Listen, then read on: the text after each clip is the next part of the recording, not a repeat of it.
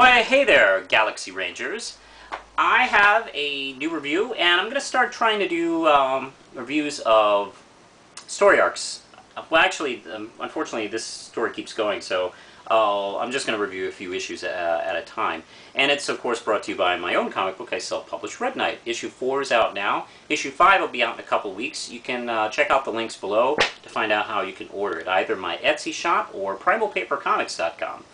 Now, I want to talk to you about an Image comic book that was recommended to me, by the way, by King191912, and he's a big fan of Brian K. Vaughan. So he brought this book up to my attention and said, I'll even send you a copy. It's like, fine, you're going to send me a copy? Fine, I can review one comic book. Well, little did I know that Saga, for me, would turn into these many comic books. I love this series. I'm just going to say that right off. And it's by Brian K. Vaughan and Fiona Staples. And this is the first issue. Now, how's this for a first issue? We have our couple here, and they're each armed with a weapon. And the woman has a baby attached to her nipple. I mean, that's, I don't know. I don't see that. I didn't see that on Spawn #1. The story is what's interesting. It's about Marco and Alana, and the series is narrated by their baby, who apparently is in the future as an adult. But she definitely has an insight into, you know, her origins, basically what this is.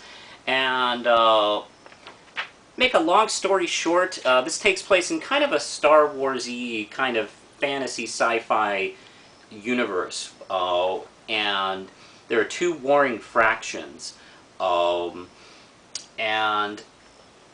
let's see, our couple here fell in love, who were on opposite sides, and had a baby, and they decide to leave all that shit behind and escape.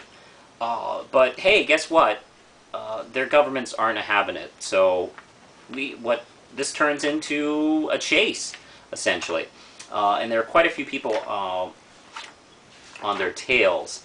Let's see, first, I mean, God, this poor fucking baby is, like, on the run, like, almost immediately. I can't imagine that. Like, I mean, like, what, 5 minutes after birth being shot at? Oh, that is a rough life, I gotta tell you. And let's see, we move on to, I love the art here, by the way, and let's see, I mean, it definitely has its own kind of world, I mean, worlds, really. It has its own look and has its own culture. The robot prince is the one who's assigned to find them from their own kingdom, and also there's bounty hunters, too, like this guy.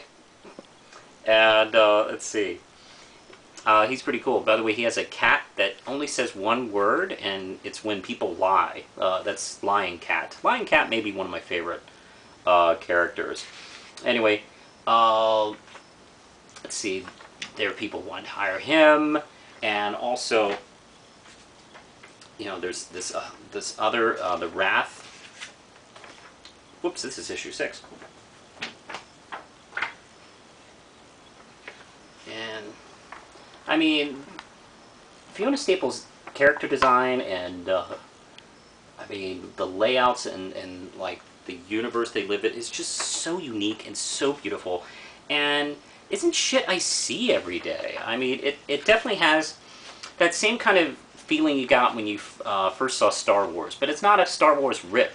And the characters really do feel alive. It's not like, you know, actually, I'll try not to talk about too much about Star Wars, but, you know, Star Wars was, in some ways, even in the Good trilogy, kind of referencing, you know, stock characters and stuff like that, and, you know, because, you know, he was a big fan of, you know, serials, movie serials and stuff like that, so there was a lot of that influence, but, there was still, you know, real humanity that came out, and that's what I see here. I mean, these characters, even, you know, scary Spider-Woman has, you know, humanity to her, which, if that doesn't sound too crazy. and as well as the ghosts. I mean, let's see, I can just go on and on. The covers are amazing and beautiful.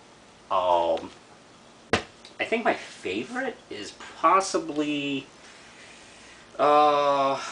issue 6. I think issue 6 is just a stunning cover. I remember really being knocked out by it. I mean, there's not really much on it, except it's deep space and there are leaves floating around. And of course, what it's not just a symbolic cover. It really does get to the fact that our heroes escape the planet finally in a spaceship that's actually a tree. And I just was really mesmerized by that. And I think that's one of the things I like so much about this series is there's a lot of wonder and excitement and imagination in this series, and you can tell it's on every page.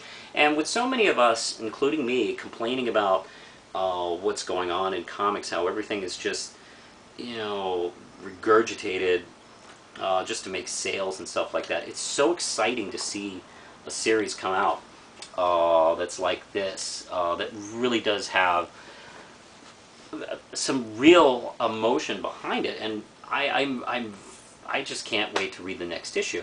Let's see, how many issues do I have here? Issue 6 so far.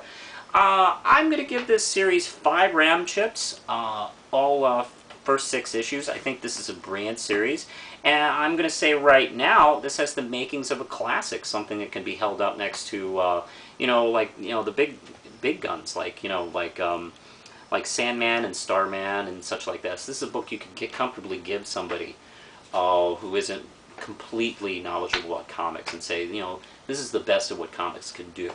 So that's that. Push the button, Lindsay.